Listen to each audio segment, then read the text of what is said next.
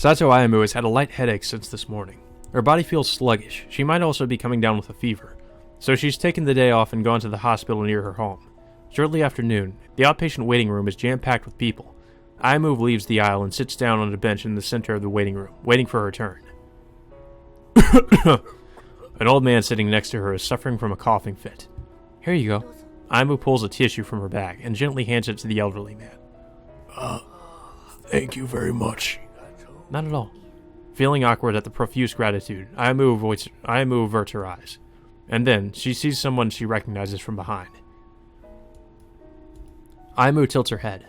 There's nothing wrong with seeing her in the hospital, but the thing she's pushing makes Ayamo curious. I was positive she wasn't married, though. My wife's at home, you know. That's not what I meant. It looks like the old man's misunderstood her words. A faint blush on her cheeks, Ayamo turns toward him and starts to explain the situation. Okay, well that was a little bit weird. What was that about? Holy shit. Man, Tokisaka, your office is even worse than before. Phew. Having returned to my office for the time being, I let out a huge sigh and sit down on the sofa. I put a cigarette in my mouth, but before I can find a match, the telephone on my desk jangles noisily. I almost never get phone calls here. Well, the caller just might not know that I'm always out. Hello, you've reached the Tokisaka Detective Agency. Reiji, we've been had! Uzumi, what's wrong? What happened? It's so unexpected that the words aren't sinking in. A patient in critical condition has been kidnapped from the Kuchiki Pathological Research Institute. What did you say? A student named Kuchiki Toko. She's the granddaughter of the hospital director and a student at Ova Girls Academy. A special search party has just been sent out. I'm on my way. Hey, wait a... I hang up without listening to Uzumi's words. Toko was abducted? Her condition requires her to be kept in bed. How the hell was she kidnapped? The place should be crawling with doctors. Shit. I need to get over there. There'll be time to puzzle over things later. Oh man, things have just gotten much, much worse, haven't they? By the time I run to the hospital in Nakano, the patrol cars have already arrived. They're parked in front, but in a place where they won't attract notice. I check for Uzumi, don't see him, and head for the entrance. There are a lot of outpatients left inside the waiting room. It looks like it's business as usual at the desk too. I suppose they don't want people finding out. Reiji! Uzumi beckons me to the corner of the hallway. Uzumi, what's the situation here? Keep your shirt on. We'll talk inside. With that, he heads into a nearby room. So, out with it. It's a reception room. The two of us are the only ones here. I was just dispatched here, so I have no idea. All I heard was that Kuchiki Toko, a patient in critical condition, suddenly disappeared from the ICU. Toko's injuries are so serious that she can't move around by herself.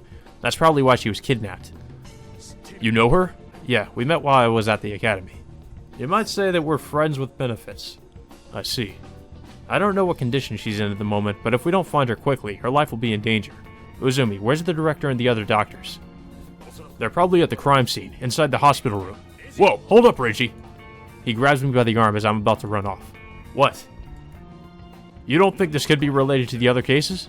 Are you trying to say this is Mamiya Shinji's doing? That can't be. I have no idea, but when you look at the age of the victim, doesn't it start to smell fishy? I don't know. However, his personal physician is here. If he saw Mamiya on the premises, he should have noticed. I guess we need to look into that too, huh?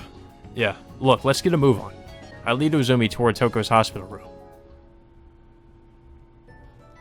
Pardon me, I'm Uzumi from the Tokyo Metropolitan Police Department. I enter the room behind Uzumi. The staff members are assembled within. Oh, Tokisaka-sensei. Fumiya's face is the picture of curiosity upon seeing me. Man, if I were him, I'd be really fucking concerned right now. I'm like, what the fuck happened? Ah, that's right. I guess I never told him that I'm a detective. Hello. But this isn't the time to explain myself. The bed is empty. There are tubes left lying on it from the equipment that had been connected to Toko. There are no windows, and only a single doorway. Large machines are lined up against the far wall. And from under the bed, I don't see any place where someone could hide. Could you explain the situation to me, Dr. Kuchiki? Sure. Dr. Kuchiki nods and stands up from his chair. The patient from this room was in critical condition. That being said, her procedure was completed, so her life isn't in imminent danger. About 1 hour ago, around 1 p.m., Marase-kun left this room to attend to some business, correct? He glances to his side, where Marase is standing. Yes, I administered a sedative to the patient and was watching over her condition, but I received an external call, so I went back to my office for a moment. And that's when she disappeared? Probably. By the time I came back to this room, she was already... And when was that? I think it wasn't more than a few minutes after 1 p.m. He rolls up his glove a bit and nods, checking his watch. And during that time, nobody came near this room, correct? I was just down the hall over there. I was talking to a patient and saw Dr. Marase leaving. He exchanged greetings with Fumiya-san. Nobody passed by until Kushiki-san came over. Well, I believe a number of people went down the hallway, but I would have noticed immediately if someone had taken Toko-san out. But that didn't happen. I see. Judging by the circumstances, we have a closed-room mystery on our hands. You can't be telling me that nobody noticed anyone taking Toko out of this room and, like, leaving through the front door. You guys didn't see anyone suspicious? Uzumi asks everyone present. What do you mean by suspicious? Oh, come on. You know, someone suspicious. Uzumi falters as he replies. You mean people like Kusaka-san and Mamiya-san? What? How the hell do you know about them? This is Dr. Saito. He has examined both Kusaka and Mamiya Shinji. Hello, Tokisaka-san. I just got a call from the police earlier. They said something about wanting Mamiya-san at any cost. Yeah, he's the top suspect in the recent string of murders. Is that so? He seemed to be on the upward swing, but... Well, let's not talk about that now. After saying that, Saito turns and faces Uzumi. I don't see any of those suspicious-looking people you mentioned here, Detective. Surely you could recognize those of us who seem likely to commit a crime. Well, if that's the case, why don't you go find me someone? Uzumi's grumbling now. Anyway, I think I have a rough grasp of the situation. Would it be alright if I asked you guys a few more questions? Naturally. Solve this mystery as soon as you can. Well, who should I start with? Oh boy. Alright, so... Who should we start interviewing? Let's see. Everyone? Where's it say? Okay, so... I guess that just means everybody in this room. But I don't know who to interview first. Kuchiki Fumiya? I guess him. Kuchiki-san, was the patient already missing when you entered this room? Yes, that bed was already empty. I haven't seen Toko-chan even once since her surgery. What do you mean by that? Toko-chan hasn't been allowed visitors, except my father and Dr. Marase. They're the only ones who have been in and out of this room. That's why I don't really know her condition. But weren't you the one who treated her? I'm not a surgeon. Fumiya discreetly hides his gloved hand. Then why today of all days did you enter her room? That's because I saw Dr. Marase leave the room, and I just... Fumiya hangs his head. My father didn't really tell me anything about Toko-chan's status, so I was wondering how she was doing, and... I see. Thank you. Yasutada? Dr. Kuchi, where were you around 1 p.m.? Are you naming me as a suspect? Yasutada glares at me. No, not at all. It's important for me to get a handle on the movements of the staff members. I was in my office the entire time this afternoon. Unfortunately, there are no people who can back that up for me. I see. Thank you. Marase? Marase-san, how was the patient's condition before you left this room? No change from the usual. I injected her with a sedative so she wouldn't exhaust herself. So when she was taken out of the room, she wouldn't have put up a struggle. Yeah, maybe, but in her state, she couldn't have struggled, regardless of whether she'd been sedated. What do you mean by that? The sedative is only to prevent her from draining her body's energy. However, she has fractures throughout her body. Even if she were alert, she could never have resisted. Yasutada explains in Marase's place. I see, but wouldn't she have been able to cry out if she hadn't been sedated? Probably. However, while that may be true, there's no point in debating that at the moment, yes? Yeah, you're right. Koharu? Yamanuchi-san, you were here in front of the room. You didn't see any particularly suspicious people? That's correct. We had a lot of visitors from outside today, and I was really busy. Visitors? What kind of people were they? Doctors from small clinics and school doctors for a conference on physical examinations. In a lot of cases, we store their records here. I see. Is it possible for outside patients to come to this area? Yes, there aren't any particular restrictions. Since the hospital patients' families can also visit them, people are free to come and go. Alright, thank you. And last but not least, Saito. Dr. Saito, where were you around 1 p.m.? I was sorting some documents in my office. The truth is, I was the one who told Dr. Marase that he had a call. Really? Yes, Dr. Saito came here to inform me, and returned to his office. Who was the call from? Is that related to the investigation? Does it matter who it's from? No, but... It was a doctor from somewhere else, of course. I don't know the subject of their conversation. I see. Thank you. I guess I've heard everybody's accounts now. Did you find anything out? Uzumi, silent up until this moment, chooses to speak up. Give me a couple more minutes. I take a look at the bed where Toko had been sleeping. The neatly made sheets have creases in them. When were these sheets changed? I turn around and ask Dr. Kuchiki. Sheets? They're changed on a daily basis. A nurse in charge of the linen collection goes around to each of the rooms with a cart before noon. And during that time, were the sheets in this room changed as well? Yeah, the sheets, futon, and pillow. I see. Where's the linen room? Just down the hall, but what about it? I see. Could you show me, please? Sure, we're right this way. Koharu leads us into the hallway. Just over here. Oh, Tokisaka-sensei. I'm called to a halt by a familiar-sounding voice, and I spin around. Oh, Sato-san. What are you doing over here? I came here because I caught a cold. What are you up to, sensei? I'm investigating something. Oh? Nurse Akazaki, maybe? Huh? Why her of all people? Earlier, just past noon, I noticed her around the waiting room. Oh, I wanted to ask, she's not married, is she? I haven't heard that she is, but why do you ask? Well, I saw Nurse Akazaki pushing around a big baby carriage. Maybe it was just someone that looked like her. A baby carriage? Oh, so that's who that was that she saw. Why would she have something like that? Good grief, now what's going on? Uzumi, there's someplace I want you to check out right now. Where? I want him to look in the linen room, outside, hospital room. Apparently the linen room. Go to the linen room. Could you check whether anything's been slipped into the used sheets? The linen room. Got it. Uzumi runs down the corridor. Have you figured something out? Yeah, if my intuition hasn't failed me, then this will be the clincher.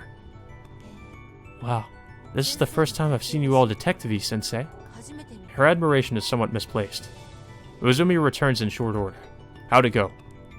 Reiji, I found these. Uzumi tosses some clothes at me. Huh? Those are nurses. They were with the sheets inside a big basket with wheels on it. Oh my goodness, uniforms are supposed to be washed separately. Koharu mutters. Well, this is the missing piece of the puzzle. Let's go, Uzumi. Time to get this over with and find Toko. Oh, if only you knew, Reiji. Gotcha. I lead Uzumi and Koharu back to the hospital room where the incident occurred. Thanks for waiting, everyone. The whereabouts of the patient are important, but we also have work to do. Have you discovered anything? Yes, I believe I have an answer. As I nod, I stop in front of the most suspicious person in the group. Here goes. Who could it be? Who could it be? Oh shit. Guess who? The most obvious person. What? Earlier, one of my female acquaintances was spotted pushing a baby carriage in the outpatient waiting room. What about it? Please, let's not be hasty. It appears that she was witnessed just after noon. So, why are you telling me about this? Marase stamps his foot on the ground in frustration. Incidentally, when did you say the linen collection cart came around here? Before noon, Marase mutters. Ah, right. This was left inside the linen room, along with the cart. At my prompting, Uzumi shows him the nurse's uniform. Well, of course something like that would be left in the linen room. It's going to get washed. I'm afraid not. When we found the uniform earlier, Dr. Yamanouchi said that they were washed separately. Yeah, there's a dedicated bin for them in the changing room. Nobody changes inside the linen room. That's right. Why was just the uniform left in there? Perhaps if an outsider snuck in and dressed up as a nurse. Absolutely ridiculous. You'd be able to tell if an outsider did something like that. Well then, Dr. Yamanouchi, did the nurse that collected the linen look familiar to you? Now that you mention it, I didn't see her face. I wasn't especially paying attention. I thought she was just collecting the linen. Is it possible that the nurse was hiding her face on purpose? Hiding her face? I thought she was just busy working, like she was peeking inside the basket. But why do you ask? Because she was probably an acquaintance of yours, Dr. Yamanouchi. That's why it would have been strange to see her in a nurse's uniform. That's why she hid her face. An acquaintance of mine? Ah! Koharu lets out a small exclamation. I'm sure she's realized who it was. That woman disguised as a nurse came here when Dr. Marase was here. Doctor, you said just now that you'd be able to tell if it was an outsider, correct? Yeah. Marase nods reluctantly. Most of his composure has slipped away. Just a little more. We'll leave the true identity of the nurse for later. What's important is how the patient, Kuchiki Toko, disappeared from here. I point to the new sheets laid out on the bed. The sheets are like new. You can see that nobody slept in them, which means that when the linens were collected, Toko-san was carried away along with the old sheets. And the only person inside the hospital room at the time was you, Marase-san. What kind of nonsense is this? The patient was here when I left to answer the phone. Marase punches the wall. Then did Dr. Saito, who came to get you, check up on the patient? No. All I did was knock and tell him he had a call. I was also prohibited from entering this room. Thank you very much. Well then, we're running out of time, so why don't you drop the act? There's no doubt that Marase was an accomplice in Toko's disappearance. Then let's confront him with the identity of his partner in crime. It's definitely her. Yep, I think we all know. I think we all know by this point. Where the fuck are you, you fucking bitch? This is just such a long list of people. Here we go. I think this is, pretty fucking obvious. That person was witnessed pushing a large baby carriage in the outpatient waiting room. She probably changed clothes in the linen room, then moved the patient into that. That's still somewhat of a guess, but my gut tells me it's right. Ozumi, have an emergency deployment sent out around this area. That student from earlier, Sato-san, is probably still around. Ask her for a detailed description of the suspect's appearance. Got it. Ozumi leaves the hospital room. Now, all that's left is to make this man admit to his crime. Earlier, let's see, around 10 days ago, I'd say, I saw you together with her at Kichijoji Station. What? You two look pretty close, almost like lovers. Isn't it about time you fessed up? Akazaki was my kohai from college. Marase slouches into a chair. So you finally admit it. Damn it. Now I should ask him their motives. If he's come this far, I'm willing to bet he'll keep talking. Ah yes, Marase-san. Marase's head snaps up. The police officers restrain him from moving. What? Thanks for confessing. Huh? Marase looks up at me suspiciously. I never once said the name of the person pushing the baby carriage, nor that of the person you met. The man's eyes fly open wide. Better hope you get off light for this kidnapping, huh? Marase glares at me as he's hurled off into another room. Damn. Nice job, Sherlock. All the fight seems to have gone out of Dr. Marase. Dr. Kuchiki and the other staff returned to their work. The officers headed outside after Uzumi, who had gone on ahead. Toko will probably be rescued before long. But there are still some puzzling elements to Marase's behavior. Let's get the full story out of him. Why would you do something like this? Sitting across from him, I keep my voice low. Money, of course. His tone matches mine. Money. You kidnapped her for ransom. That girl's a blasted gold mine. We thought we'd have it made. A gold mine? The Kuchiki family certainly seems well off. Kuchiki Yasutada does own this research hospital. About 5 days ago, a lawyer came here. I guess he came to visit the director, but I dealt with him. I had to leave for Suwa, but... To Suwa. That was on the 8th. He told me before I left that she might be Nakahara Shinjiro's granddaughter. Nakahara Shinjiro? Who is that? A businessman in Okayama. He's a big shot that made his fortune in the textile industry, and built an orphanage, hospital, heck, even a power company and a bank. He also owns the Nakahara Art Museum in Kurashiki. The Nakahara Art Museum. I went there with Toko at the end of last month. Was she aware of all this? Did she know that she was related to him? That lawyer said that she was the spitting image of her mother. It seems that the mother disappeared along with her granddaughter. How does he know so much about her? That's pretty much it. If we nabbed that girl, then we could have gotten ransoms from both the Kuchiki and Nakahara families. I guess Marase doesn't want to risk holding anything back in his description. It's a good thing there aren't any members of the Kuchiki family in here. And then afterward, Akazaki-san would collect the ransom demands. Yeah, that's right. If she called while I was on the premises, nobody would think that I had committed the crime, right? But that ended in failure. She's probably been apprehended already. I wink at the backup officer and stand up. I'm going to go save Toko-san. Marase-san, be ready to repeat that story down at the station. Urgh. The officer leads Marase out of the room. The truth is, a simple sleuth like me doesn't have the authority to interrogate him like this, but it seems that cop mistook me for an undercover detective. Well, I suppose that's because I've been working with Uzumi. Marase is giving me a rough idea of the situation. The questions I still have will be answered sooner or later. As soon as I leave the reception room, I see Uzumi pelting toward me. Huh? The shit's hit the fan, Reiji! I think the shit's hit the fan a long time ago, actually. What happened? Akazaki Nene has been killed at Marase's apartment. What? What's going on here? And there's no sign of Kuchiki Toko. Toko's gone? Wait, what in the world? What's going on? No clue. At any rate, you should come have a look. It's close by. Sure. I settle into a jog behind him. Marase's residence is quite close to the Institute, in the town of Nogata. Due to its proximity to the Nakano Army School, it was targeted for air raids, but it looks like this building's escaped the bombing. It's pretty old and dilapidated. This way. Oh, fuck. Oh my god. It's a room furnished in a Western style. Roughly in its center, Akazaki Nene sits on a chair. This is sick. Her face has been slashed to shreds. Gonna do your thing? Yeah. Oh, man. Investigation time. Holy shit. Alright, so there's a kitchen knife on the ground. Bloodied kitchen knife. There's a blood-stained knife lying on the floor. Is this the murder weapon? There's even blood on the handle. Fingerprints stand out on it, plain as day. I guess it belongs to the killer. I think we need to look at this twice, too. Uzumi, send this over to forensics. Oh, that's right. Apparently Natsume-san will be here soon. Natsume-san. That's pretty rare. She was just at Mamiya Shinzo's atelier before noon. Commissioner Yaginuma is currently searching Mamiya Shinji's office, which he'd been renting under the name of Katsuragi Shin. He's called for backup from there. I see. So it looks like they're on the move as well. Alright, so we investigated the knife. What else is there? The lamp cord. Yeah, of all things you wouldn't think to check the lamp cord. Where the hell is the lamp? I don't even fucking see a lamp. I don't know. I don't see a lamp anywhere. Oh, wait a minute. Akazaki Nene's dead. Are you positive this is Akazaki Nene? Yeah. I can't believe something like this was done to her. What in the world happened here? I should take a closer look at this. Okay. Oh, maybe this will reveal the lamp cord. I don't see a lamp cord. Oh, wait a minute. Wait. I didn't see that.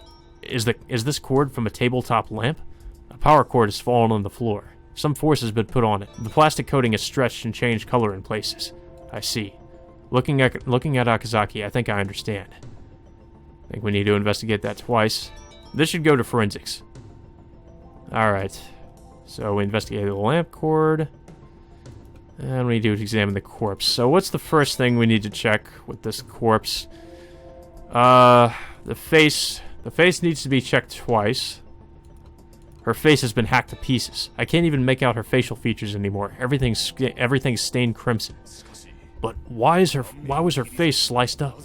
Beats me. The direct cause of her death was probably asphyxiation. Maybe it was to delay identification of the corpse. A wasted effort, considering how little time it took us. We can't say anything for sure until we know who the killer is. Investigate the face again. We'll only know the details after we can make an educated guess as to who the killer is. There are thin lines of internal bleeding down her neck. They appear to be nail marks. So she was strangled from behind with a cord, huh? The crisscross pattern of rope burns is visible from the back of her neck. They're probably from the electrical cord that's fallen on the floor. Yeah, it's confusing because it says investigate her face twice, but there's nothing else here. Investigate her neck. Oh. Okay, well that was it.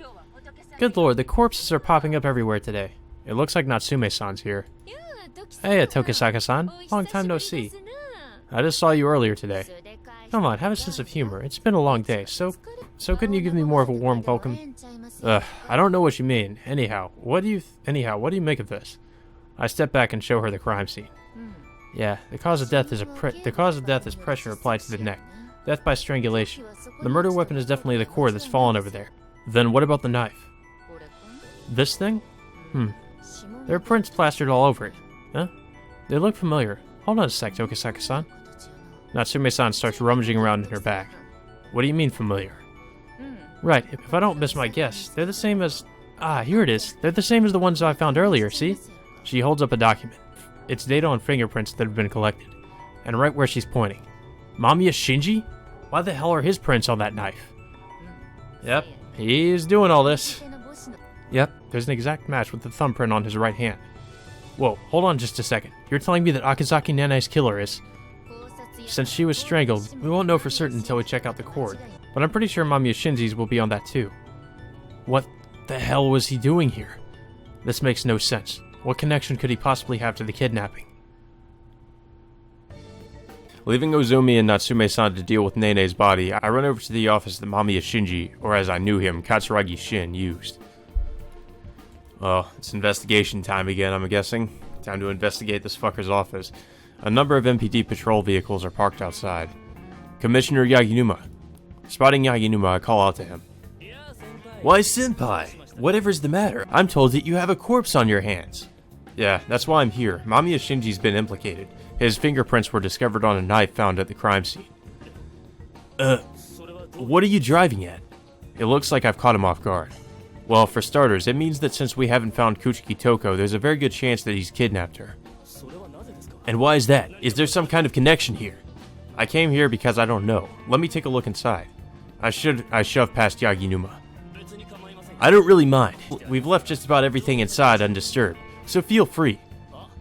But you should know. Yaginuma's face twists into his trademark smile. Don't come crying to me if you don't find anything, okay? That case isn't under my jurisdiction, and honestly, I have no interest in it. As you say, given the situation, I have to wonder how much evidence is left at the scene. I enter Katsuragi Shin's rented office. The space within is pure white, almost to the point of being alien. Oh god, it is. How the hell does he live in here? It takes my eyes a while to adjust. The floor, the walls, the ceiling, the furniture, everything is white. Even the books lined up on the bookshelves have had their covers painted white. What the hell's with this place? I can feel the paranoia in here. No person of sound mind would consider living in a room like this. It's as if I've been drawn into a black and white television set. There are several sheets of writing paper left on top of the white desk. Everything is in its place, just as Yaginuma promised. But there may be a few pieces that he deemed beneath his notice. One way or the other, it's time to begin. Ah, shit, son. Investigation time. Alright, so, investigation time. The drawer on the left side of the desk. I open the left side drawer. There are writing implements stowed inside. They're all painted white. Why is everything painted white? A notebook is inside the drawer. The cover is white, of course. After flipping through it, I find what appears to be an itinerary. There are dates within, along with names. March 17th, Kobayashi Yuko. March 18th, Kano Tomoko. April 5th, Yasumiya Suzuriko. April 8th, April 11th, Mizuhara Toko. That fucking bastard. I can't contain my fury. To record a log of all the people he's killed. But the space for April 8th, something was written there, but it was erased and is unreadable now. What happened on that day? Oh, that was a big fucking clue. What about the bottom drawer on the left? No. This is a letter, I think. I come across some ripped up pieces of stationery. Some are missing, but it looks like I won't be able to read the entire text. Still, it's beautiful penmanship. One part appears to be a signature. I think I can make out Shinzo. It's probably a letter from Mamiya Shinzo. Well, I suppose they would at least exchange letters, being father and son and all. But why is the tone so apologetic? On practically every scrap are phrases like, atone for my sins, apologize, and I feel deeply ashamed of myself. I have no idea what Mamiya Shinzo is apologizing to his son Shinji about. I'm sorry I was such a shitty father to you, Shinji. I'm sorry I asked you to get in the robot. It's okay, Dad. I let out my frustrations by jerking off over Asuka's comatose body. I'd like to ask Shinzo some questions about this. I've got a lot of questions, and I want you to answer them immediately. And the manuscript on top of the desk. There we go. I take a peek at the paper left on top of the desk. At the head is written The Shell of Sheol, Part 2. I guess it's an unfinished manuscript. I've heard this name somewhere before. Ah, it's the story that was printed in the magazine I found in Toko's room. It's Katsuragi Shin's contribution to the May issue of Art and Literature. This must be a continuation.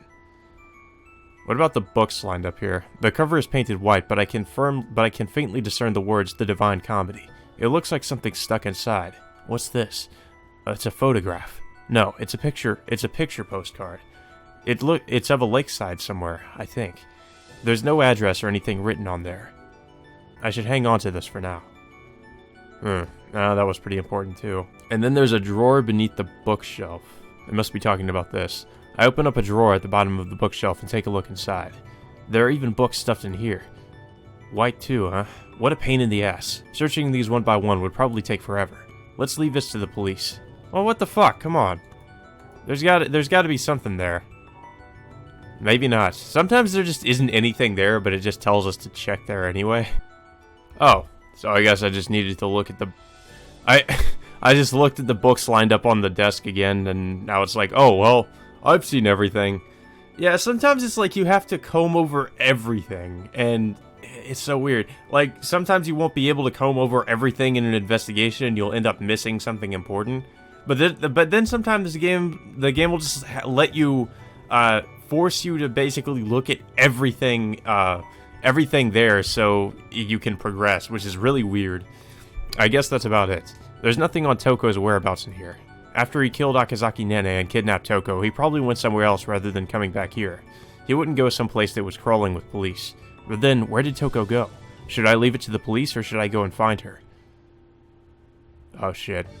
I think this is going to be a pretty crucial decision too. I go outside, still thinking that over. I do hope you enjoyed yourself, senpai. Yaginuma approaches. Did you find anything? Nope, I didn't find any clues directly tying the cases together. Of course you didn't. That's because you searched it after I did. I found all the important things.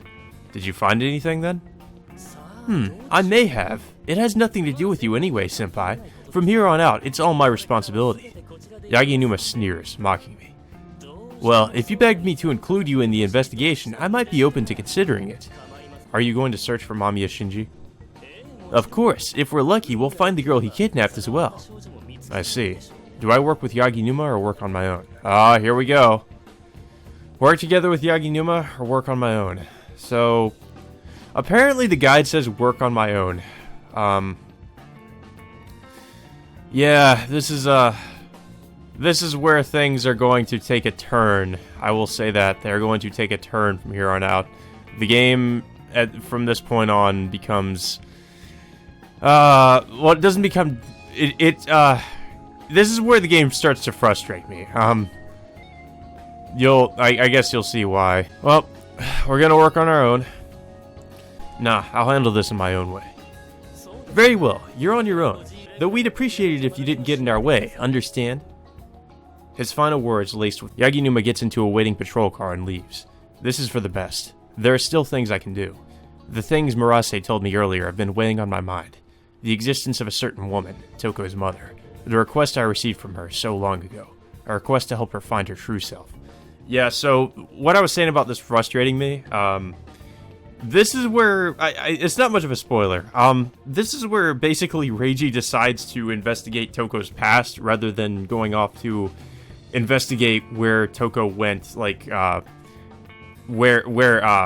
Shinji and Toko went. Because you'd think that would be the more immediate issue, but nah. Nah, we're gonna be looking into Toko's past and who she really is, because we couldn't have just done that after finding Toko and taking her from the kidnapper who was about to kill her. I mean, Jesus fucking Christ. After all this, I might be on the verge of finding it. The Nakahara Art Museum in Kurashiki. I know where it is, since I went there with Toko before. If I left now, I'd probably be there by tomorrow morning. Well, what's my top priority now? Toko's request or Toko's safety? Oh, so here's the major fucking thing. Search for Toko or head to Kurashiki. I am so tempted to say search for Toko because I think most people honestly would have chosen this. And you'd be surprised, but you'd be wrong. You would be wrong to choose this option. Most normal people would say search for Toko, right? But no, instead we're going to head to Kurashiki and learn more about Toko. Like, this is so... I'm sorry, this really pissed me off, because it's like, she's going to die. Like, she will probably die. Like, I'm not going to spoil what happens to her, but you could assume something bad is going to happen to her if we just leave her to her own devices. You know, it's... God, this pissed me off, because it's like, this basically makes the story diverge into another direction, but it gets you to the true ending, but it's also fucking bullshit at the same time. I kind of almost want to know what would happen if we went to search for Toko, but I don't know. I'm almost tempted to do that, but we're going to be following the true ending route in this game, so we won't be doing any of that. We won't be diverging from how the story is, I guess, supposed to go. So whatever. I'll leave Toko to the police. That's gonna be a bad idea. Chasing after Mamiya Shinji by myself is biting off more than I can chew. No, it's not. How the fuck is it? That doesn't make any sense. Yaginuma's a sharp cop. Cracking this case would be a masterstroke for his reputation, so I'm sure he'll give it all he's got.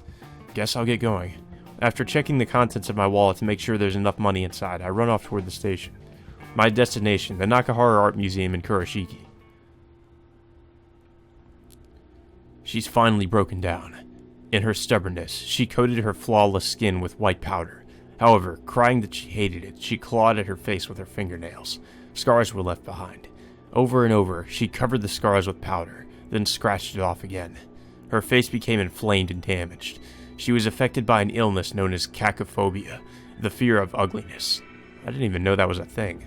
Obsessed with her own appearance to the point of pathology, she was distracted by the slightest blemish as soon as it manifested. To her, the burn she got in her face was an unbearable agony. And so, long after it had completely healed, she still slathered on the white powder in an effort to conceal the scar. In order to distract herself from the agony, she was often violent with the boy. She beat him, punched him, threw things at him. There were times when she gave him nothing to eat for several days. Oh man. Even so, the boy continued to endure. Since his father did nothing, enduring was all he could do. So, I'm pretty sure most of you have already guessed, like, what these scenes are, or who these scenes are about. Because we did have another one earlier about like a boy running in the dark forest, and then a boy who hid from his mother or hid from his father or something like that. And yeah, this is about Shinji. It's pretty obvious. Before long, she had begun to cut herself on the face with a knife. She laughed, content at last. Her face was smeared with blood. The boy was consumed with terror. The woman who had treated him so badly before suddenly became kind. Her scarred face wrapped with bandages, she hugged the boy. It was almost like a lover's embrace. She pressed her lips to his. Ew. And from then on, that night after night, the woman slept with the boy. Oh, sexual abuse? Like, what the fuck? Do not want. As she whispered, I love you, she lay atop the boy and showed it to him. Undoing the gauze on her face, she made him gaze upon her disfigurement. And she asked, again and again, aren't I pretty? So that sounds like the slit mouth, the slit mouth woman, like, because the slit mouth woman did the same thing where she had like, she showed people her mouth, her disfigured mouth, and she's like, oh, aren't I pretty? And if you like said she wasn't pretty or something, she would kill you.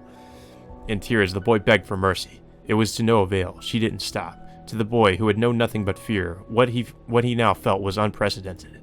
In the end, he blurted out, please, keep that ugly face away from me. She went into a fit of rage. Yep, that is the slit-mouthed woman.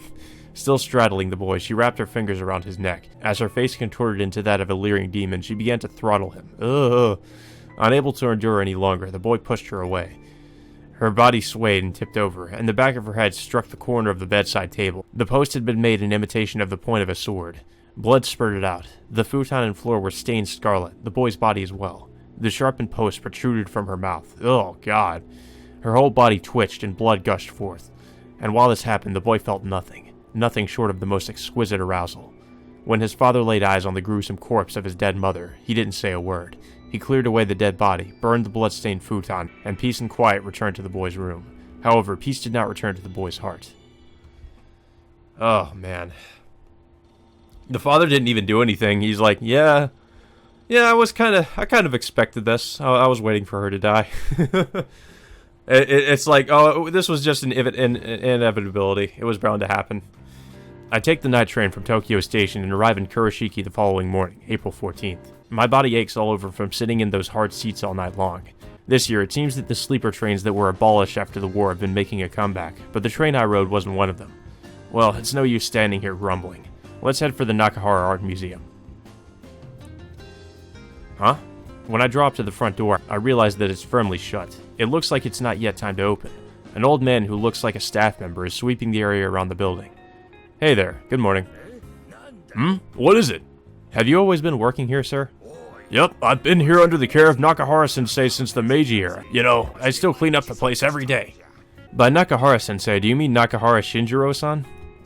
Yep, there's only one Nakahara around, and that's Shinjiro-sensei, you know? Well, there was Yukihito-san, but he died in the war. Was he Shinjiro-san's son? That's right, he worked here as the curator for the art museum, the director of this place. The curator he speaks of is probably the person who calls all the shots. Was Yukihito-san married? Well, about that, he had a lady friend named Misa-san, but he went off to the war when they were deciding whether to hold a wedding ceremony. Things might have been different if only this old geezer here had been a little peppier. Seriously, the only people that died in the war were the youngins. Did they have a child before they were married? Well, you see, Misa-san had a child from a previous marriage. Shinjiro-sensei didn't approve of them being together and raised a huge fuss. A child from a previous marriage. Marase hadn't mentioned that. If that really is the case, then who in the world is Toko's father? Yep, she looked exactly like Misa-san. What was her name again? Toko. Right, it was Toko-chan. I'm surprised you knew. Well, I skirted around the issue. I hear Misa-san evacuated to Tokyo, but she was a good girl. Not one of them snobbish city types. She used to work as an art restorer here. Deceiving this kind-hearted old man is leaving a bad taste in my mouth. Thank you very much. I was able to learn a lot thanks to you. No problem. This old man's just happy to help out. By the way, who might you be? I'm, an acquaintance of Toko-san's. She told me she wanted to meet her grandfather by any means, so I've come here first for her. Wow, fate sure is pretty crazy, but I'm afraid to say that Shinjiro-san has been down with an illness recently. He's sick? Oh, right. You should talk to the family lawyer. I'm sure he'll be able to help you out. The lawyer? He'll definitely be here once we open. He also manages things around here as well. I see. Thanks again. You've really helped me out a great deal. Nah, it's fine. I bow deeply to the old guy and take my leave for the time being. I sit down on a bench in front of the station and mull over the conversation we just had. The most important information gathered was that Toko was a child from a previous marriage. There is no doubt that her mother is that woman, Misa, but to not know who her father is. He told me that she had evacuated to Tokyo. Does that mean the father of her child is there? I wish I knew a bit more about her background. I suppose I have no choice but to meet this lawyer and ask him, but I don't know how much he knows about recent events. At noon, I return to the Nakahara Art Museum. The old man from earlier is nowhere to be seen. I guess he's cleaning up somewhere else. When I enter, I see an elderly man sitting on the sofa in the reception area. The badge he's wearing reads lawyer. Well, how fucking convenient. Excuse me, but could I have a moment of your time? And you would be whom exactly? He must be wary by nature. After his initial surprise, he regards me with open distrust. I suppose it's inevitable. My name's Tokisaka. I'm a private detective from Tokyo. A detective, you say? Yes. You're familiar with the name Kurashiki Toko-san, correct? His slight gasp doesn't escape my notice. I've come here at her request. Information about my background should be stored at the investigative division down at the Tokyo Metropolitan Police Department. You said your name was Tokisaka-san. What have you come here to investigate? She, that is, Toko-san, hired me because she wanted her own origins brought to light. I received information that Mr. Nakahara Shinjiro is her grandfather. The lawyer lowers his eyes as I continue. You spoke with Dr. Marase at the Kuchiki Pathological Research Institute in Tokyo regarding the matter, correct? How did you know? His suspicion shifts to open nervousness. And that's why you came here? That's what sparked it, yes. I received that request from her quite a while ago, at the beginning of March, in fact. I visited this museum with her at the end of last month. And it seems that she was spotted at that time, correct? She is, after all, the spitting image of her mother. It's just as you've said. On the 26th of last month, a staff member told me that she'd seen a woman who looked exactly like Misa-san. Reluctantly, the lawyer begins to talk. I guess he's given up playing dumb. I immediately realized that the girl was Toko-san. The day after, we were able to get a photograph of her in front of the station. I see. That explains his surprise upon first seeing me. We'd been searching for Toko-san. We assumed that she had come to Tokyo from bits and pieces of information gained in conversations. The Ayasaki family is located in Izumo, are close friends with the Nakahara family. They referred us to a detective in Tokyo, whom we hired to do the investigation. And that's how he found out that she was with the Kuchiki family, correct? Why now? But why now, after such a long time? Shinjiro-san wishes to leave Toko-san his estate to atone for everything he's done up until now. Well, hold on a minute. From everything I've heard up until now, Shinjiro-san and Toko-san aren't related by blood.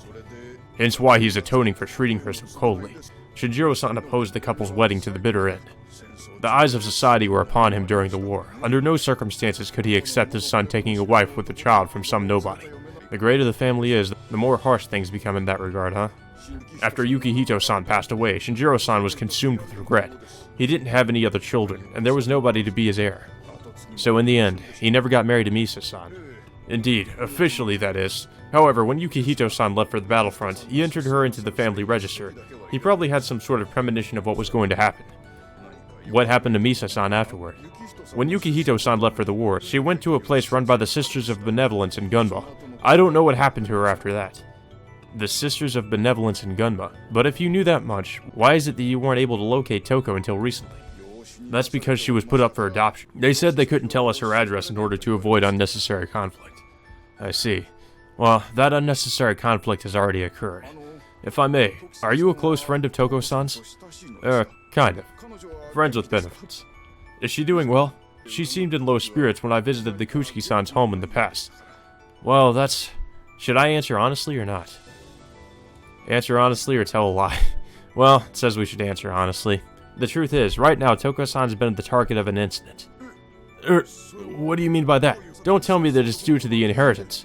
I cannot deny that it may have been the factor that started it all, but it's probably a completely different matter altogether. I see. Then I'll be going now. Thank you very much. Of course, please continue to treat Toko-san well. I understand. I nod gravely, then exit the art museum. I return to Kurashiki Station and check for a train going back home.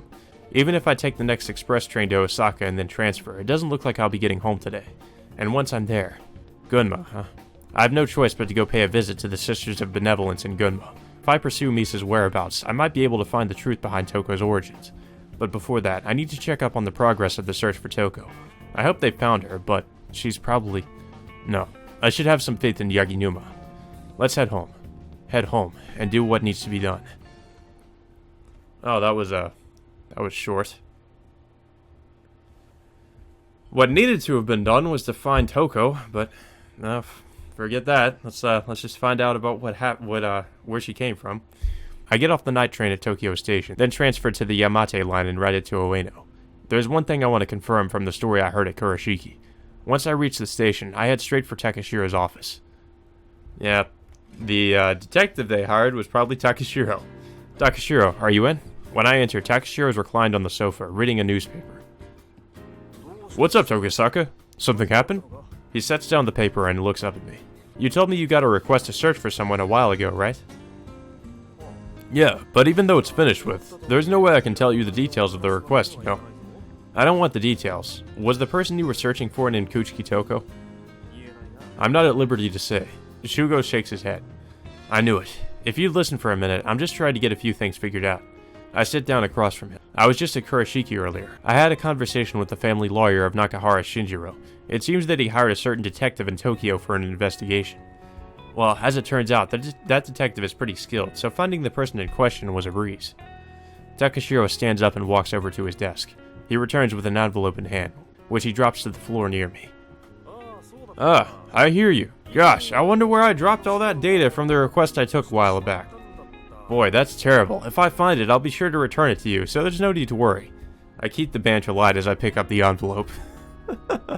I see you dropped this, sir. Well, I guess I might have to take it for a while. Sure, it'd be a great help if you did. Takashiro replies as he takes his former seat. There's a single worn-out photograph inside the envelope. This is Toko. No, is it Misa? Judging from how old the photo is, it couldn't possibly be Toko. The dead ringer, huh? I didn't expect the resemblance to be this strong. The Misa in the photograph looks a bit more grown up than Toko, but that's the only minute difference. Sorry about that, man. All I did was drop an envelope. Takashiro makes a show of being nonchalant.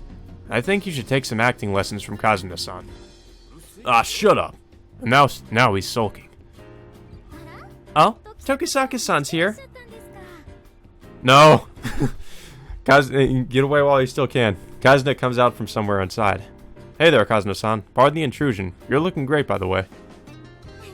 Oh, you think so? Please enjoy your time here. She takes a seat next to Takashiro and pulls a ball of yarn from a basket next to her. Oh, taking up knitting? Yep. You know, we have a tight budget here, so I thought if I took the opportunity to make some stuff now, then we wouldn't have to buy it later. I see. Whoa, hold it, Tokisaka. What's that look supposed to mean? I was just thinking about how happy you guys looked. My ass! That's not what you were thinking about just now. But that's the truth. Of course. No, don't go here. Fuck. After taking the inner circuit of the Yamate line, I get off at Tokudanababa. After that big show of defiance in front of Yaginuma, I can hardly show my face over at the MPD. Let's ask Natsume-san about the progress of the investigation. The analysis of Akizaki Nene and the corpses from Namiya Shinjo's atelier have probably already been finished. I've got nothing for you. Hello there, Natsume-san? Natsume-san gives me a baleful glare as I enter. Why haven't you picked up your phone? I was out. Do you know how many times I called you? I called your home too, but even Yukari-chan wasn't in. I was beginning to think you had dumped me or something. Were we dating? Ah, come on. That's got nothing to do with it. But I couldn't do any sexual favors for you. But does that mean we were only playing around that one night? What? Natsume-san puts on a forced show of crying. But more importantly, have you finished your analysis of the corpses that were discovered? What, discovered? Why was there a fucking hyphen there? Ah, Tokisaka-san, you're such a spoil sport. All business and all business. All work and no play. All work and no play makes Jack a dull boy. I'm a busy man, you know. I plan to make the trip over to Gunma tomorrow. You're going to Gunma? If that's the case, then could you head over to the Ikao hot springs and get me some Yonohana Manju?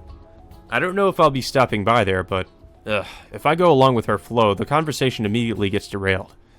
Anyway, focus, the corpse. Ah, right. The ones in the atelier were Kobayashi Yuko, Kano Tomoko, Yasumiya Suzuriko, and Mizuhara Toko, no doubt about it. Did you discover anything else? About the shells the corpses were placed in, not even ostriches can lay eggs that big. It looks like he made them. You can make things like that? I'm no expert, but they didn't look like celluloid or plastic to me. Eggshells are composed of calcium carbonate, and it's not just eggs. Limestone and seashells have it as well. If you crush them up, grind them into powder, add water or something, knead it, and let it dry, you can make something similar to what we found. Of course, these are cheap knockoffs, so there will be some differences. Now that kind of got me curious, so I looked at those eggs that were stuffed full of flesh, see? It looks like those eggshells were made the same way. Well, that makes sense, if it was all the work of Mamiya Shinji. Making those would have taken an absurd amount of time. It's not something someone in the right state of mind could do. He also used great precision when reshaping the corpses' faces. I see. Why in the world would Mamiya Shinji do something like this? Ah, in addition, you told me to check out the medicine, correct? It was just medication for anemia. The contents were... I wouldn't understand even if you told me. So you can leave that out. What about the fingerprints? I found 3 sets. I collected fingerprints from people I thought might have touched it. And the results are, 1 set belongs to Kuchiki Toko-san. Well, that was obvious. Another set belongs to her physician, Kuchiki Fumiya-san. And the last, newest set of prints belongs to one Mizuhara Toko-san. Toko. Why did she do it? There's no way to ask her now. And that's how things are at the moment. Thanks, Natsume-san. What are you going to do now? You said you were heading over to Gunma. Is that to continue your investigation? I'm going to leave Mamiya Shinji and the search for Toko to the police. They're probably more efficient anyway. Wow, look at Mr. Honesty here. Have you heard anything from them, Natsume-san? Nothing from the forensic hospital. They went and questioned Mamiya-san's father just in case, but it didn't go over so well. He said that he wanted to know where his son was, since he had run away from home 10 years ago. It appears he didn't know his son had become a writer. I see. There's a possibility that the father is hiding the son. I'm sure the thought has crossed Yaginuma's mind as well. The way things are, I'm heading for Gunma to investigate Toko's origins, as well as Misa. And one day, I'll be able to tell Toko everything. Well, hopefully you will. That's if something bad doesn't happen to her before then. I don't go back home, but instead head for my office in Shinjuku. Tomorrow, Gunma. There are lights on inside my office, and... Nissan? Yukari, what brings you here? Don't give me that. Where in the world did you go off to? I'm sorry, I was investigating a bunch of things and ended up all the way over at Kurashiki. At least call me and tell me where you're going, please. I was worried about you. Right, I'm sorry, Yukari. I'm going to brew some coffee. Yukari walks off to the kitchenette, her face downcast. I've put her through a lot, haven't I? Yeah, you're a terrible brother. What a horrible excuse for an older brother I am. With her friends disappearing one after the other, she must have been worried sick. I go to the bookshelves and pull out an atlas of Japan, the Sisters of Benevolence in Gunma Prefecture, and now for the Gunma phone directory. I've got plenty of data here to work with. Returning to the sofa, I flip through the phone book. The Sisters of Benevolence. Is this it? That's a relief. I was afraid they wouldn't be listed. I write down their number and address, then open up the map. The town of Muramoto in Gunma District. Near Lake Haruna. Take the train, then the bus. It should be doable. I bought some sponge cake as well. Yukari returns. Thanks. The bitterness in the coffee she brewed comes through strongly. I also cleaned up the place. Yukiko-san's photo, too. Poor thing, it was all covered in dust. Yeah, your place was a fucking mess earlier. Yukari sits down next to me, resting the framed photo in her lap. Can I take it home with me? Yeah, go ahead. It'd be sad if she were left here all the time. It's a bit more lively at home anyhow. A lot of things have started to change. Are you going somewhere again? She's staring at the map. Yeah, I'm going to Gunma tomorrow. To Gunma? Any souvenirs you want? No, I just want you to come back home to me safely, Nissan. She just wants to ride her Nissan all day. Yeah, I'll come back. There's nothing dangerous over there anyway. So you say. I wish I could believe you. She's still ill at ease. You don't need to worry. Okay. She rests her head on my shoulder, and we sit like that for a while, in silence as time ticks away. The blind beast. A beast that is blind. Ah man, according to the guide, we are getting very close to the end. Yukari returns home in the morning. I stay at the office and get ready to head out. To Gunma. Hey there, Tokisaka-san. Oh, it's this guy. Mori Yoritsuki suddenly sticks his face in from the entrance. Yoritsuki-kun, is something the matter? Ah, nothing. Thought I'd stop by since I was in the area. Are you going on a trip? Yeah, kind of. You have a car, correct? Yep, I drove it over here. I could take you wherever you're going. Well, hey, as long as you're offering. I'll gladly take you up on that. You're a lifesaver.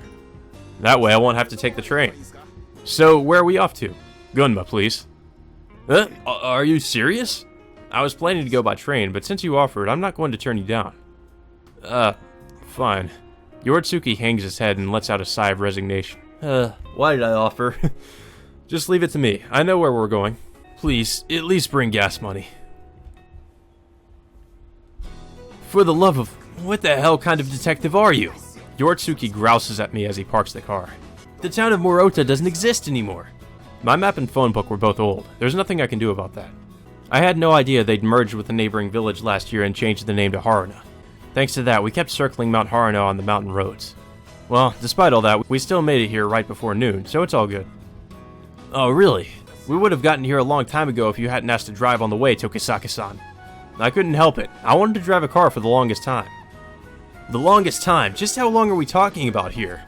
Well, ever since I drove a Type 97 Chiha in Manchuria.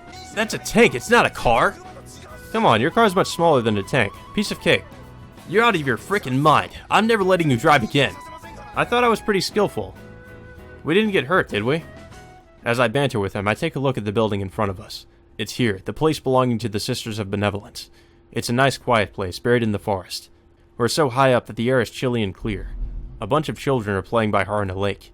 This place is also an orphanage, so I imagine it's where they live. They look like they're really enjoying themselves, all the same. Toko was also here in the past, and her mother Misa too. You wait here, Yoritsuki-kun. Oh, don't leave without telling me, okay? If I can leave, then I'm going home. No, please, wait for me. Yeah, I'll only be a few hours. When I'm sure that I've adequately emphasized my point, I head inside. The doors open into a chapel. Looks like it's empty right now. It has a solemn atmosphere. Kinda reminds me of Oba Girls Academy. It's the same music playing too.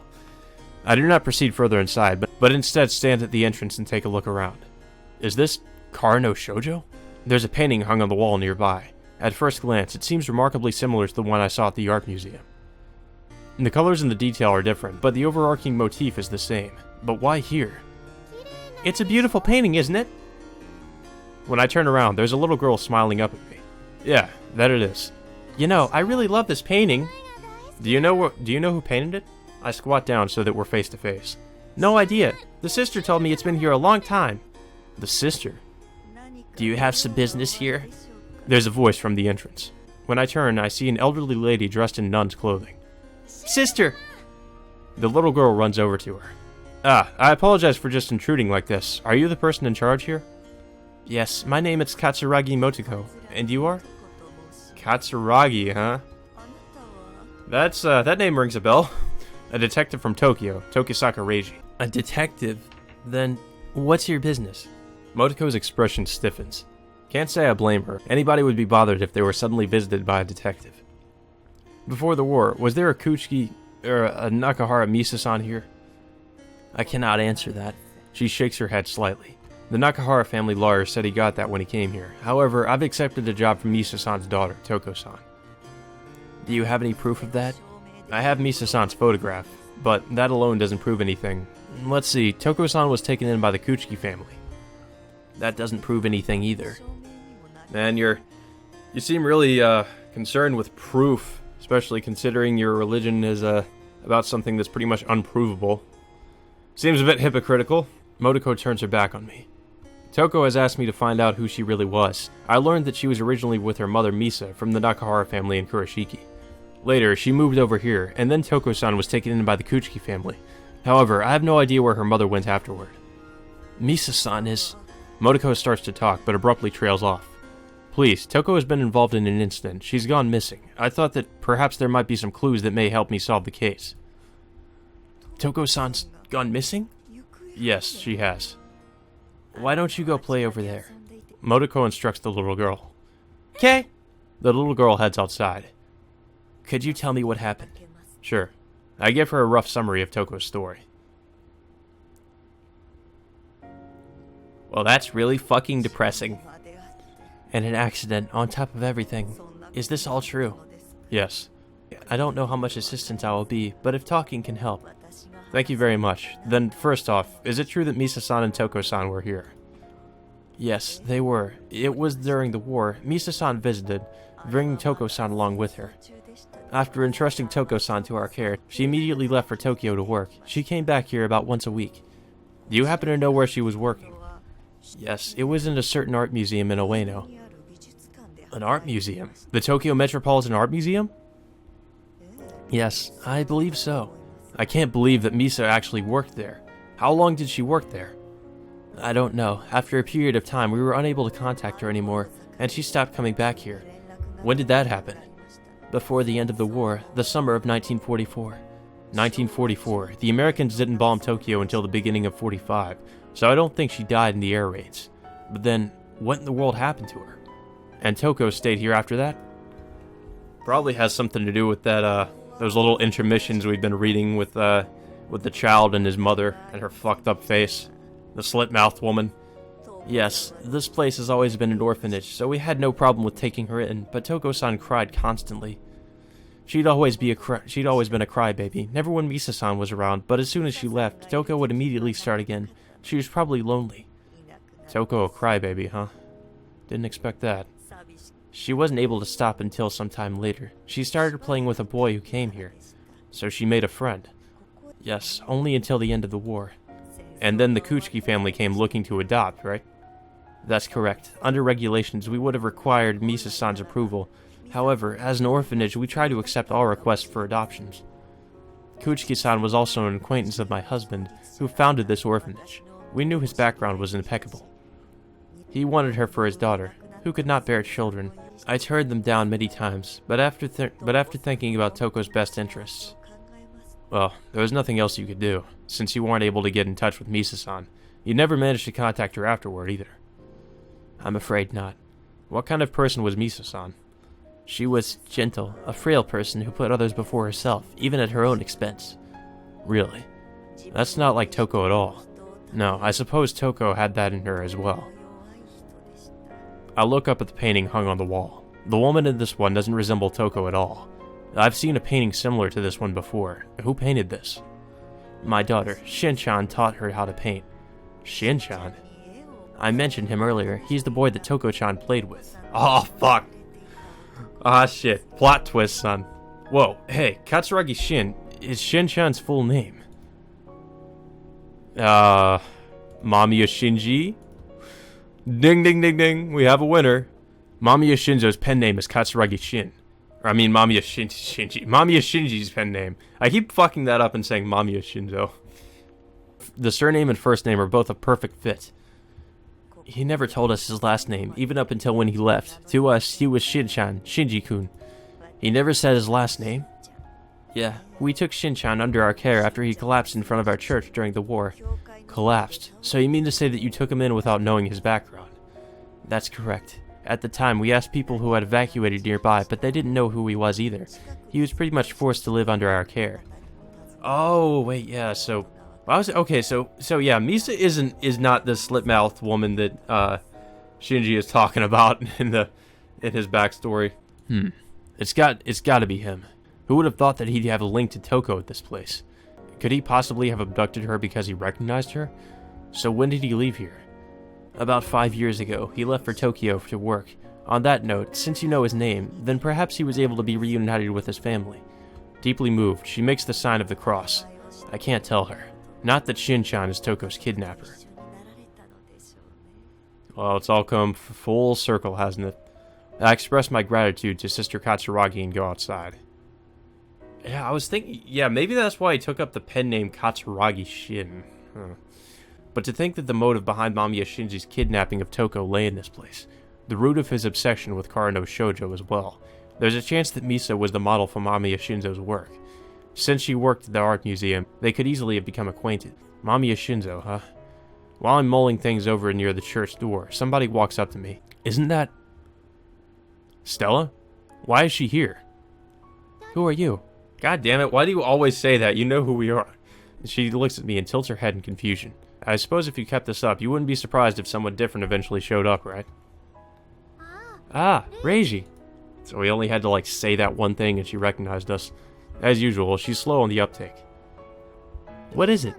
That aside, what are you doing here of all places, Stella? It's normal. Normal? Because this is my home. Huh? I'm back. Stella heads inside.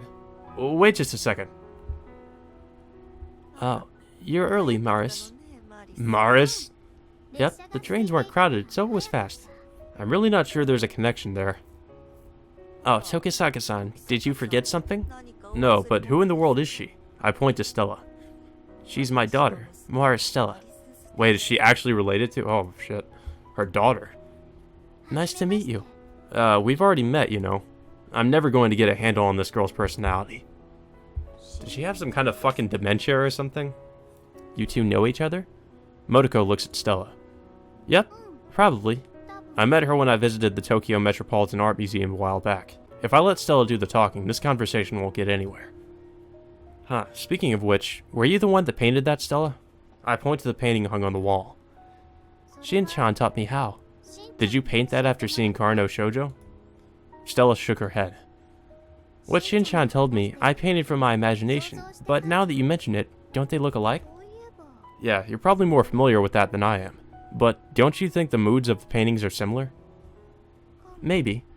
Stella nods, looking sideways at the painting. I can't write this one off as sheer coincidence. Stella, when did Mamiya Shinzo finish his work? At the end of the war. That's what Mamiya Shinzo said when he unveiled it. It's not certain when it was actually painted, though. Katsuragi Shin, about when did Shin-chan arrive here? The spring of 1945. The dates could match. Why do you ask?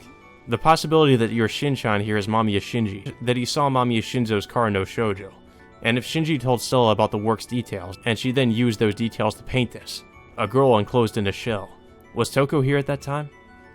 Toko? Nope, she was too young. Oh, I just remembered. Stella, did you drop a pendant when we met a while ago? Pendant? Oh. Stella makes a soft exclamation after pressing her hand to her breast. How did she not realize this? I knew it. It really was hers. I have it in my possession, but I'm afraid I left it at home. I'll definitely return it to you next time we meet. You're a pickpocket? No! Marase, could I ask you to brew some tea?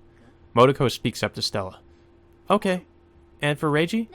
No, I don't intend to stay that long anyway. There's something I'd like to tell you. Could you stay a bit longer? Sure. Go ahead then, Marase. Okay. Stella slowly walks away. Tokisaka-san, how much do you know about Marase? I only run into her occasionally at the art museum, so not much. It seems like she's not really comfortable with the Japanese language. No, she may be of mixed heritage, but she was born and raised in Japan. I see. Her father was Italian. In those days, our countries were allies, but she expected terrible discrimination due to her looks. Because of that, she lost the ability to speak. She became mute? That's right. The doctor told us that it was a psychological condition. She improved after undergoing treatment for a while, but I can't believe she's been through something like that. I'm back. Stella returns, bearing a tray with teacups and a teapot. They seem a bit out of place given the setting. Thank you, Marase. Motoko accepts the tray from her and offers me a teacup. Thank you. I accept the cup and bring it to my mouth. It's roasted green tea. Someone was outside. Stella pointed toward the entrance. Outside? Oh. Yeah, just leave him hanging out there. Tokisaka-san, you jackass! You just let me out there to rot, and here you are drinking tea. Yeah, sorry. Slipped my mind. I can't deny it. I completely forgot about him. Well, he's a very forgettable person. As an apology, I'll drive you on the way home. You can just take it easy and nap. No freaking way! If I let you drive, I'll wake up at the bottom of a valley.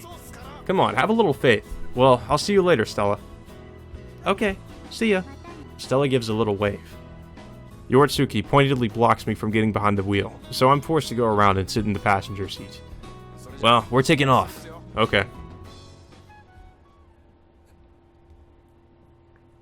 Somehow you didn't die. It's already evening when we return to Tokyo. Sorry to keep you out here so late. I'm never letting you ride in my car again. Come on, don't say that. I'll be counting on you the next time something comes up. Ugh, damn it all. Yoritsuki zooms off, muttering to himself. Well then. Yeah, now that Uzumi's not our partner in crime anymore, I guess Yoritsuki's gonna take his place. I can think of one person who might have known Misa-san when she was in Tokyo. It's just a gut feeling, I know, but... Vice Principal Saeki. I call out to Saeki as I enter the faculty room. Oh, Tokisaka-san, what's the matter? Every time we fucking come here, it's just saying, oh, Vice Principal Saeki, how are you doing? How's it going? You want to have a cup of tea? I'm sorry to pry, but did you know a woman named Misa-san? I was just working, Tokisaka. Like, why do you have to talk to me about this right now? This is not the best time. Misa, are you talking about Nakahara Misa-san? You knew her? Yes. Saeki nods, stammering a reply. But why ask about her now? Did you notice anything the first time you saw Kuchiki-san sensei? Well, I did think the two looked quite similar, but I can't be poking into students' private lives. Of course not. What was your relationship with Misa-san? It was during the war, at the art museum in Ueno. I had already been ostracized from the artistic community, but due to my age and physical condition, I wasn't called to war. I stayed in Tokyo. At the same time, my daughter was also working at the art museum. That's how I came to know Misa-san. She never really talked about herself, though. Although it seemed that she went home every weekend. By home, he's probably referring to the Sisters of Benevolence. So when was the last time you met her? I think the summer of 1944. That was when she quit her job as a staff member at the art museum, and then she became Mamiya Shinzo's assistant. Mamiya Shinzo? Yes, she was unaware of the hostility between the two of us. She was genuinely fascinated by Mamiya's art. There was no stopping her. I wonder what this means. Vice Principal, are you familiar with the work Kara no Shoujo by Mamiya Shinzo? Yes, Misa-san was probably the model for that. That's right. You said before that Mamiya Shinzo's wife was a model. Was she? It was not Misa-san. I'm pretty sure her name was Miyuki. They were married around 1926 or so. That means that woman could be Shinji's mother. I don't know much about their children, but I heard that Miyuki-san was infertile. Infertile? Oh, so that was actually his mother he was talking about. I was kind of like dismissing that possibility, but it's like, oh, okay, maybe it was her. So there's a possibility Miyuki wasn't Shinji's mother. I hear he had a number of other lovers. There was a woman who made pigments for paint, and... Oh, shit! What was her name? I don't know. Why do you ask? Well, someone just came to mind, and... So she's tied into this, too. I need to look into that. God damn. This dude is like a fucking player or something. He's an old man, too. That's the funny part. The Mamiya family seems to have tendrils reaching everywhere. Maybe it's just because he has money. That's usually the case, isn't it? I'm sorry to stir up old memories like this. Not at all. If it's any help to you, I'm willing to cooperate in any way necessary. I'm very grateful. I have one more question, if that's okay. Of course it is. What might it be? May I borrow your phone? Huh, surely. Please, go right ahead. Thanks. I pick up the receiver and dial the number for the MPD's investigative division. Hello, this is the investigative... Hey, Uzumi. Great timing. Huh? Reiji, what's up? Did you want to ask about the status of the investigation? Well, that was part of it. Have they found them? The commissioner is desperately searching, but nothing's turned up yet. It looks like they've searched Mamiya Shinzo's home, but... They weren't there, huh? I feel bad for saying this to you, but her kidnapper is a guy capable of all that horrible shit we saw. It's best if you don't expect her to be returned alive. You what? You want to search with them too? Look, idiot, it won't change anything if they add one more person. Alright, I get it. If you do, then go do what needs to be done. You were looking for evidence that would let us nab Mamiya Shinjo as well, right? It's possible that he murdered someone over 10 years ago. That's cutting it very close to the statute of limitations, I think. Who's the victim? Nakahara Misa, Kuchiki Toko's real mother. Whoa. Where the hell is this coming from? I was investigating, and it just came up. It may partly explain why Mamiya Shinji abducted Toko as well. Shit. So what do you want me to do? I want you to look into the family register of a woman named Mizuhara Mio. She's the mother of one of the recent victims, Mizuhara Toko. She may have ties to Mamiya Shinjo as well. Got it. Hold on a bit. Sure thing. Ozumi leaves the phone. He's probably off making an inquiry at the ward office. It's easier to get things done there if you have some authority to throw around. After I've been waiting for a while, Ozumi returned. Damn, Reiji, how the hell did you dig up this shit? What happened? What happened? Mizuhara Mio, maiden name, Mamiya Mio. What? Surprise you too, huh? Unfortunately, aside from that, the other information I got doesn't seem to relate to Mamiya Shinjo. No, you've done more than enough. I'll do the rest. They might have been husband and wife or something. Uzumi continues muttering as I set down the receiver. Vice Principal Saeki. Mizuhara-san's mother, Mio-san's maiden name is Mamiya. She makes pigments for a living. Do you know anything else? Saeki has been waiting in the room all this time, and I now look at him levelly. No, that's the first I've heard of it. The pigment maker entered the Mamiya family around 1935, I believe. There's a chance. And in order to confirm it, I remember that a while ago, Dr. Kuchiki told me that Mamiya Shinjo was an old friend of his. I might learn something if I ask him. And if I can locate the obstetric records of Mizuhara Mio, or rather, Mamiya Mio. And shit's just getting crazier and crazier. Dr. Yamanoshi. She's heading down the hall toward me when I arrive at the hospital. Oh, Tokisaka-san, is something the matter? I'd like you to look into some obstetric records for me, though I'm not sure if they're here. They'd probably be from around 20 years ago. The person's name is Mamiya Mio. 20 years? I don't know if they'll still be here. I know, but please, could you check for me? Sure. Right this way. She leads me to her office, where I take a seat on the sofa. This may take a while. I understand. I take a look around the room while I wait. There's a large painting hung here as well. Unsurprisingly, it looks like another of Mamiya's works. Does this painting belong to Dr. Kuchiki as well? Huh? Yes it does. Kawaru looks up and nods as she flips through the documents. The head is the artist's personal physician. Looks like I can't find it. The director might have an idea.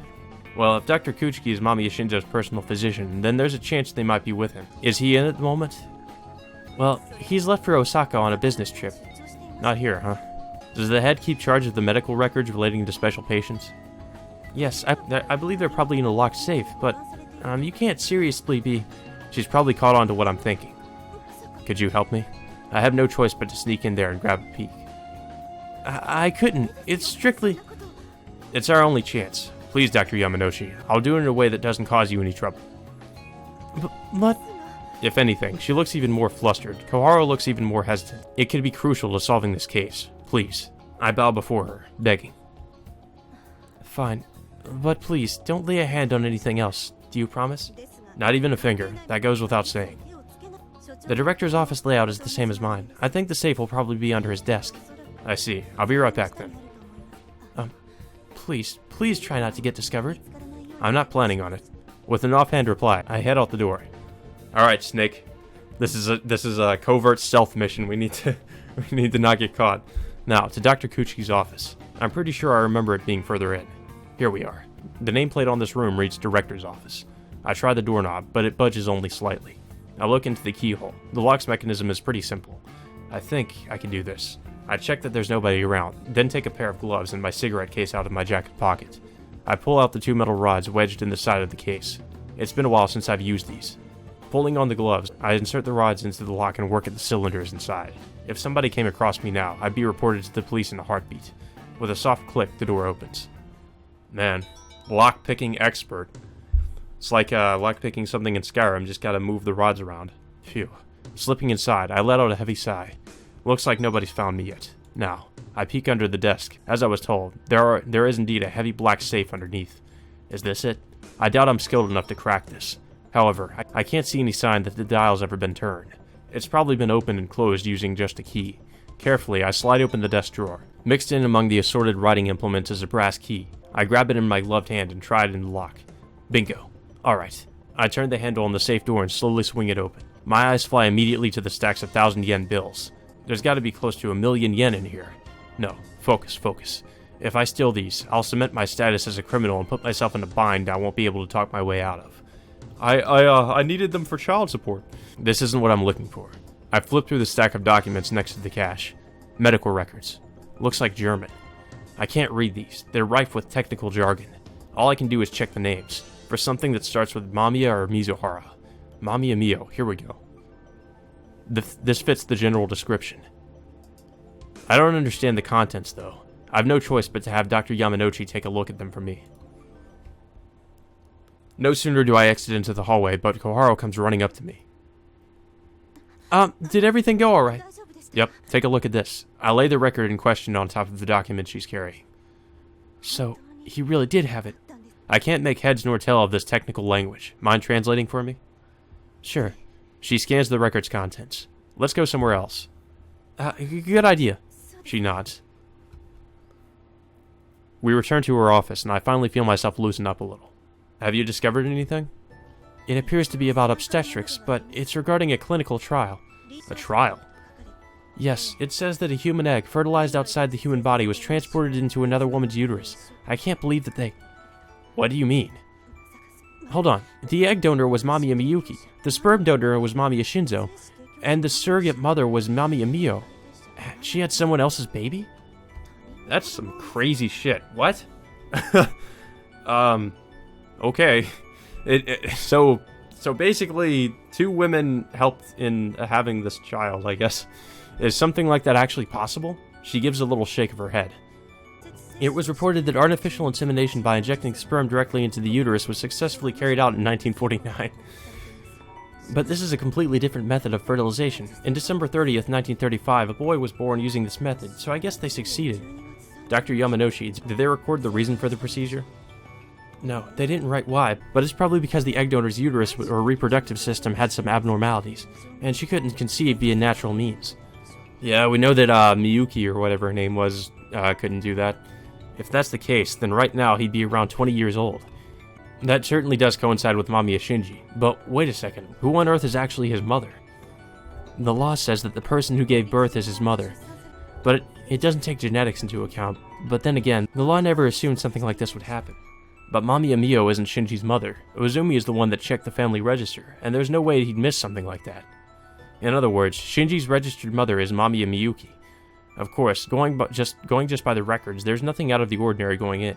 But in reality, Toko was killed by the man she could have called her brother. That's the hard truth. Toko was murdered by Shinji, with whom she had shared the same womb, her limbs thrown out on the side of the road. Wait a second. There were a few things that piqued my curiosity when we discovered Mizuhara Toko's limbs. Mamiya Shinji's pen name, Katsuragi Shin, immediately rose to the top as a potential suspect, but had been pushed aside for the time being. The corpse was transported there by vehicle. Mizuhara Toko had in her possession a sample copy of art and literature. Let's start with the vehicle. When I bumped into him on my way to Moon World at the end of last month, Shinji told me he didn't know how to drive. The crime scene was on Waseda Road. Uzumi and I had raised the possibility that it was done with an accomplice. If the atelier in Shimo-Ochiai was where he butchered those girls, then he would have headed west on Waseda Road and dumped their limbs. And then the car would have been heading in the direction of Shakuji, toward the Mizuhara home. The first time I visited, I remember seeing a parked truck, American Army surplus. The driver's seat is on the left, which means that even if there was only the driver of the vehicle, they could still drop the dismembered limbs on the shoulder of the road. But if that's true, holy shit, she disposed of her own daughter's body. That's the only conclusion I can reach. So that's why she acted as she did when I informed her of Toko's death. Thank you very much, Dr. Yamanouchi. I'll return this record to where it was. Sure, thanks. That's beyond fucked up. I put it back and relocked the safe without incident, then go outside. Now I've got a rough approximation of the situation. Although there are still gaps in my knowledge, in the end, I'm just going to have to trust my instincts with those. But our first order of business, a certain man needs to be arrested. It's time. I leave the hospital and run straight to the MPD. The sun hasn't set yet, but... Well, if it isn't my senpai. Yaginuma is sitting in the reception area for Investigative Division 1, gracefully sipping black tea. Amazing, you can actually sit here like this, in the middle of your own workplace. Even though he has rank on his side, there's not a person in this place that would be happy to see someone from another division putting on airs and doing as he pleased. Oh? Are you worried about me? Hardly. I just hope nothing's getting in the way of the investigation. How's progress? I have no obligation to tell you that, senpai. In other words, you haven't found shit. Ugh. What of it? You didn't come down here just to ridicule me, I hope. I don't know anything about Mamiya Shinji's whereabouts, but as for those related to him, I found some interesting info about his father while investigating them. Mamiya Shinzo, you say? We conducted a voluntary search of his home, but found nothing. If he agreed to be searched, he was most likely confident that your boys wouldn't turn anything up in a short time. So what do you intend to do then? I'd like you to round up all the people on this list. I show Yaginuma the list I drew up on my way over here. Names and addresses, huh? Are you saying the true culprit is among these people? Hardly. If one of these were the real killer, they would have already fled, just like Mamiya Shinji. And? I just have to round these people up and gather them here? No, bring them to Mamiya Shinzo's house in the city of Hoya. You think Mamiya Shinzo will give his permission? Reckless. You don't even know that. Now tell him this. Tell him that I've seen through the paranoia surrounding Karano Shoujo. Do we need to worry about him running away? Probably not. Well, that's assuming he's returned to being a decent human being. Yes, because if the man I met at the art museum is Mamiya Shinzo. Understood. Do I do this right away? Of course, and I want you to call Uzumi as well. Sergeant Uzumi has been pulled off this case, you know. Try to do something about that, please. I work better with him around. Very well. I'll have him make the arrangements in my stead. Okay, thanks. Yeah, I don't answer to you, but I might answer to you just for once. Even though I'm a prick and try to put myself above everybody else. The sun's already set by the time I return home. I'm home. Yukari? Welcome back, Nissan. Dinner's ready. My sister comes out of the kitchen. I guess I'll eat and run then. Okay, let me set the table. Yukari comes back carrying dinner. I don't need that much. No, you need to make sure you eat properly. I have to head out after dinner, though. Then all the more so. I went to all this trouble to make this, you know. Alright. I obediently do as Yukari commands. Did you already eat somewhere else before coming here? No, that's not what I was implying. Rather than saying I have no appetite, it would be more accurate to say that the food simply won't pass down my throat. It's probably due to my nerves. Here's some hot water. Thanks. I accept a teacup with a faint wisp of steam rising from it. After taking a gulp, the warmth gradually starts to spread through me. Do you feel more relaxed now? Yeah. Then please, eat up. I don't know how the fuck he can eat after everything he's been through. After dinner and a bath, I return to my room for a smoke. Forcing myself to breathe naturally, I put my thoughts in order. I flip through the issue of Art and Literature on my desk. The Shell of Sheol. Something about this story's content is nagging at me. I can't quite put my finger on it. If I combine the manuscript of Part 2 from Shinji's office with the information I discovered in Gunma, then what's written there just might depict actual events. But if that's true, then at the Mamiya estate... Nissan, Uzumi-san's come to see you. The serene door opens and Yukari pokes her head inside. Okay. I stand up from my cushion on the floor. Thinking things over at home won't accomplish anything. See you soon, Yukari. Okay. Be careful. It's time to bring this motherfucker down.